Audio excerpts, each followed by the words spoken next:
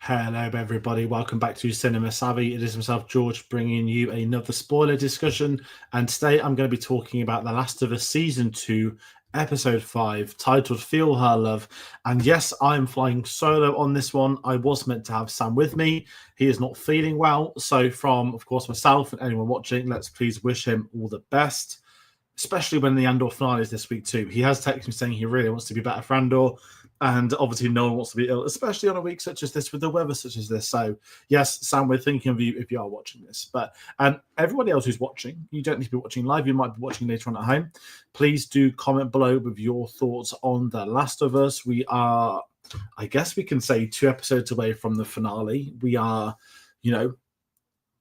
it's quite wild. We've got another season to go. It has been renewed for a 3rd season. There's a big event at Warner Brothers on Wednesday, so maybe there'll be some news in regards to that. There are talks this week. They're expected to film it next year, so we might be looking at 2027 before The Last of Us returns. Another series on a 2-year cycle, which is for me to moan about separately. But if you found this channel, please do consider hitting the subscribe button, hit the like button. We've got a lot more things on the way. I've already mentioned Andor. It's Mission Impossible week as well. It's been a really busy few weeks on the channel. It's nice to be back in the groove of it. Tate is home as well. We've been able to do a few more videos and anniversary ones. So yes, it's been very busy.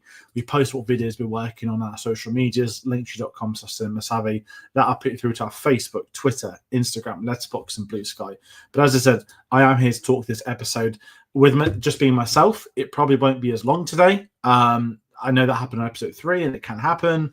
So I'm just going to be giving all my thoughts on this. And for anyone that might be new to the channel, new to the series, yes, I'm familiar with the game, but I'm going to try and avoid I'm not going to do any game spoilers for things that haven't happened yet, but I may talk about other events that are in play. So it's going to be a really interesting one to look at a little bit more. And I guess where I'm going to kind of kickstart this episode today, talking about what went on, we finally get another cold open. And I've got to really admit, I love it when the show does this. I think sometimes, and this is a really strange thing to say because it would sound like I'm criticizing the show, and I'm not. The cold opens that have been written are some of the best scenes of this entire show. You go to the opening scene of episode 1, season 1, the opening scene of episode 2. Last week with the sequence of Josh Peck and the other soldiers and the betrayal and joining the wolves. The cold open, the finale of season 1. The cold opens are, I think, the show at its absolute best. And we have another all-timer today. Again, something that wasn't in the game. And I really appreciate it when the show does this. And when it is done in an ambiguous term that you do not know who these characters are yet, you do not know the context of these. Are they going to play a part of it? Are things going to come back? Is it setting something up? Is it not? This one is quite something. We have not necessarily an interrogation happen, but we have the hospital. You played the game, you know exactly where that means we're going to go. And what was very cool about this is it introduces us to spores in The Last of Us. It hadn't happened in the first season. Some people weren't happy with that. And I think Craig Mazin spoke about that they would be involved in season 2, but to bring the spores in the second season, episode 5, what is this, 14 episodes in at this point, something you get in like the very beginning of that first game when you're going under the passageway as Joel, to bring them in as a new weapon, to create a new level of fear of what this virus could do, what can happen. I thought it was incredible to do. And the sequence itself, no action, no showing, just the story from what's happened with the sergeant, telling them what happened, what went wrong as they went further down into the basement. And where it kind of broke me, I guess, of this one is finding out that her son was the person that they had to seal in to die with it. And that's in the last couple of moments from this opening scene. So it's such a strong opening scene. And it reminds you again of the threat of cordyceps. And I think something season 2 is improved upon from the first season is the virus, is the infected that, I know I spoke about it in a few of your videos in season 2, but in season 1, you introduce a character. And if we've got an episode focused on humans being the villains, we're going to probably have very few infected have an episode on humans. Whereas this one, it's whilst we're telling the story of what's going on with Abby and getting revenge, we're then spending still so much time with the infected. And I really like the show is doing this. It feels like there are more stakes every time. it adds something to Seattle that we're not just having a war with these two factions, with the Seraphites, with the Wolves. We're having, the Infected are still here. They've still got a presence. Everybody knows of this. And unlike in season 1, episode 5, when, they are hiding it away, this is very much a trap secret that we can't afford to lose this hospital. We have to keep this between us. And just the way that scene is played, I thought it was perfect. Absolutely loved it. I had to talk about that. Again, the cold opens add so much more just with scenes of dialogue. Very powerful. So I'm going to move on from that. This is where I miss having a second person. I guess we can really kickstart about where we are going with today's episode. Picking up from the last week, we've got Ellie and Dina together. They are there at the theatre, whatever you want to call it. I know it's more like an art centre type thing, but yeah, it's an old school theatre. Again, bringing back the games. In the games that I still do it. It's really hard not to, but spending time with them, just making a plan for what they want to do. Dina being the planner, and that she knows how to do the map and how to work out where they're going, and just the moments of Ellie walking down towards the guitars, toward that stage, and if you've played the game, you spent time on that stage. If you haven't played the game, then it's something new. But when the Gustavo Santaella soundtrack sort of kicks in these little moments, it just adds so much more, and it always makes it really fun to watch. But there are people I know who have spent hours in the games learning songs to play on the Last of Us game. So for them to see the inside of the theatre is probably a massive moment. And again, if you're not familiar with that, I understand it. I understand that this season may not be as interesting to some. Even at home, I watch it with my sister and my dad. They're not as invested in season 2. And ironically, one of the criticisms they have is that season 2's action scenes were so good, it's hard to get past that. And I was sat there well, these action scenes didn't exist on the game. So, but, I'm not going to spoil it. I'm not going to tell them what's to come. I'm not going to tell you at home if you haven't seen it what's to come. But we know with it being day 2 of Seattle that the story is going to really have a big part in this second season, and we know where today's going to go. We've got Nora, we've got the hospital, we've got an extended introduction to the hospital thanks to the opening scene. To have them traveling the streets heading toward it, the dead Seraphites, bringing more in the political side of things. What is it about these two groups of people that makes it so terrifying? What's wrong with Seattle? And I love that we get the talk of the Amish, that Ellie has never heard of them. And it's this myth, even though it was 25 years ago in story. I think they refer to the outbreak as 03, which obviously is the year it was meant to take place.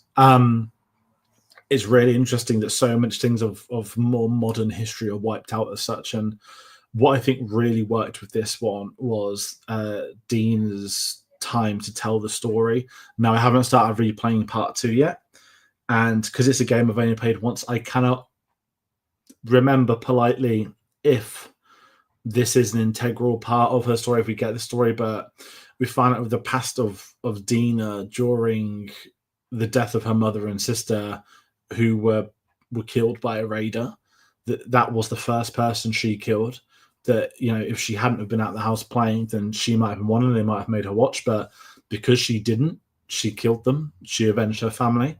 And I love that not inspires Ellie to carry on, but that really hits hard. A, what her family meant to her, but B, the concept of revenge. We know how important revenge is. We know the themes of the second season of what will be the third season, is the sort of depravity of humanity and what it is to be human. It's a really fascinating insight into Dina's, that she says, if I would have had to have chased to get that person, if I'd have had to cross the country, I would have. And she was 8. And I think that really sort of adds the fire into their relationship as a duo, that she wasn't just going along with Ellie because she liked Joel, because she agrees with Ellie in killing them. She's chosen to do this because it's exactly what she would have done. And she has had these terrible things happen to her as well as Ellie. She knows what it's like to lose a family. And really bringing in that logic of, it doesn't matter what terrible things Joel did, he did not deserve that from them. And I really like that. And obviously, if you know where the story is going to go, even the end of this episode we'll be talking about as well. But yeah, it's quite a powerful scene that I didn't expect to get from Dina and Isabella Mercer, who once again I think has been, if I'm honest, the standout of the second season. That's not me being disrespectful to Bella Ramsey. That's not me being disrespectful to Pedro Pascal. I think Isabella's been a game changer, and I'm sort of calling her a co-lead at this point in time. That I think she has absolutely nailed it. Lots of jokes this week about her being pregnant, given Alien last year. And if you haven't seen Alien from last year, watch Alien from last year. She's in that. She's very good in that film. But we've got to talk about the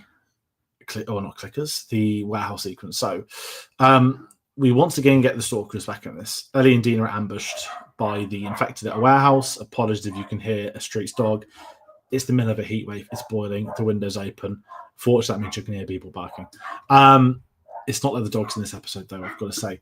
But bringing it back to this, we get a great sequence again with Ellie, with Dina. Ellie using herself as bait, and it isn't just one stalker. There are like a whole group of them. And we get a very good action sequence. Dina potentially to die. You feel tension once more, and in comes Jesse to save the day. Now, I'd completely forgotten about the return of Jesse. I can't say too much more to that.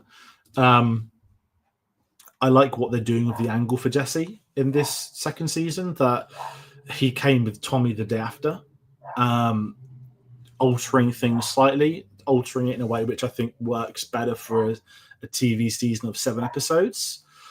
I'm still not a big fan of how Tommy did do that in the first game. I think the difference between a game and a series is quite something. What you can show in 7 hours versus what you're allowed to show in 2030. I think the decisions they've made has benefited the story. And in the coming episodes, we're probably going to see that come to fruition a bit more. Tommy isn't with Jesse at this point in time, but they do say we're going to sort of we're going to meet him in the morning, and then we're going to take you guys home. So I like the fact they're really playing the Jesse angle. He hasn't been told he's going to be a father at this point in time, but the fact he's been looking out for them, he wants to bring them back. I like that. It adds to his character. They speak about him being a future leader at Jackson as well, which adds to the fact he would be on this with Tommy. I really appreciate what they're doing. And then to get a great sequence in the park where we get to see the Seraphites, we get to see how horrific they are. We learn more about their cultish behaviors, the hanging sequence, Wiles cutting him open with the blade was disgusting. And it really hits about what this series is going to be with brutality. And I don't mean like, oh, it's a brutal show, but what it wants to show, like how humans have depraved into something else, something unrecognizable. It very much does that. And I think it can hit quite hard knowing that this is a new religion born within 25 years of an outbreak. These sorts of cults can chase power, can gain power. And as terrible as these soldiers and these wolves are, this is the other side of the coin. And the reality is no one is better than the other. They're both as bad as each other. And I've really thought the party sequence was a cool way to show it. It's a great way to separate Ellie from the others, to get back into the hospital. And then we get to see the sequence with her and Nora, which I absolutely adored in this scene. And I know I'm getting towards the ending of what we're going to speak about this episode. I don't drag these out for the sake of dragging these out, but it's slightly harder to talk about this one knowing how this one ends. So I'm going to try and make it come full circle. Nora obviously speaks about Joel's death, apologizing, her realizing who it is. But then also we get a little chase sequence, which, give or take, soldiers shooting people, point blank range and missing. It's what it is. I'm not being nitpicky, but I didn't care for the action sequence. But what I loved was the elevator shaft and it heading into the basement. Let's take back to the beginning of the episode. We get the great story from what happened with, Leon. What happened being sealed in, that basement 3 level was fine, but basement 2, it's airborne. We know that when they get to the basement buildup, we know that something's going to happen. We don't know what, but we know something's going to happen. The incredibly cool set design in this, and it kind of made me feel like Pirates of the Caribbean, like Dead Man's Chest, when you get to spend time with Davy Jones's crew. I know in the first season we got, some people that were so infected and I don't want to say cordyceps up, but when they're stuck against the walls and things like that, it's really eerie. But to see an entire basement of a hospital all synced up with this stuff coming everywhere. I thought it was a great visual image.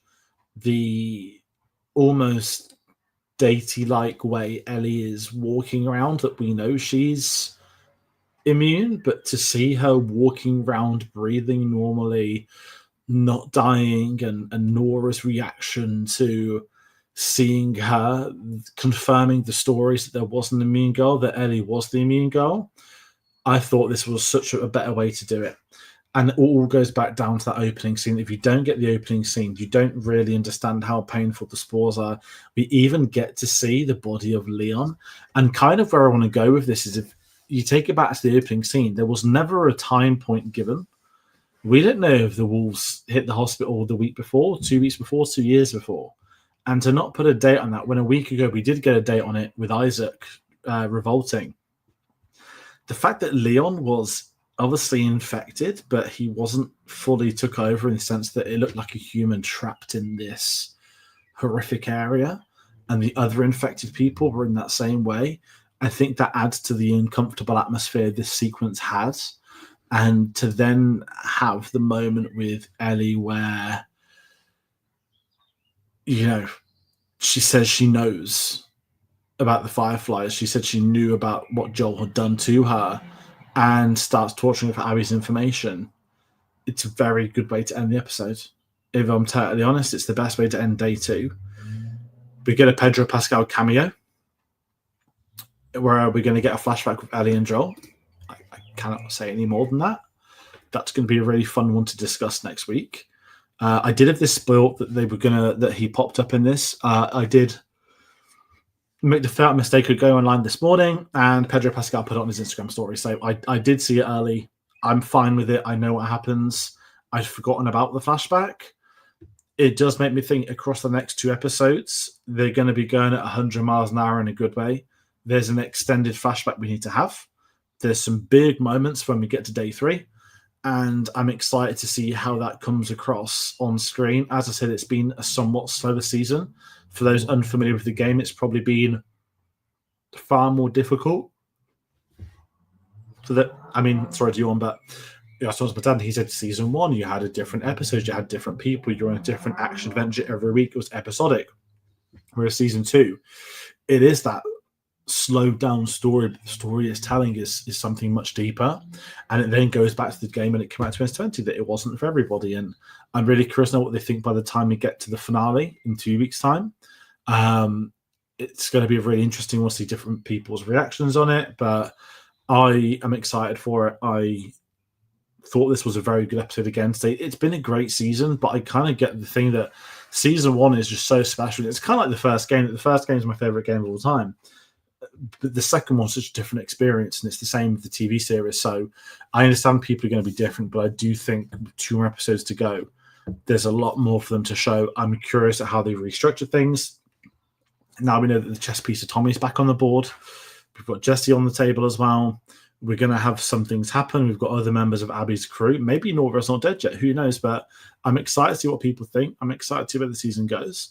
And obviously, we'll be doing spoiler discussions on both of those episodes. That's everything I'm going to be saying today. As I said, it's been a very busy week on the channel. I've been yawning too much, which is a bit of a risk. It's been a very long day with work. And it's going to be a big week. We've got the Andor finale that's going to be releasing in, 30 hours now. I'm off work on the Wednesday. There's a good chance me and Tater at the Mission Impossible press screening on Wednesday night too. So we will have a Mission Impossible spoiler-free review by Friday at the latest.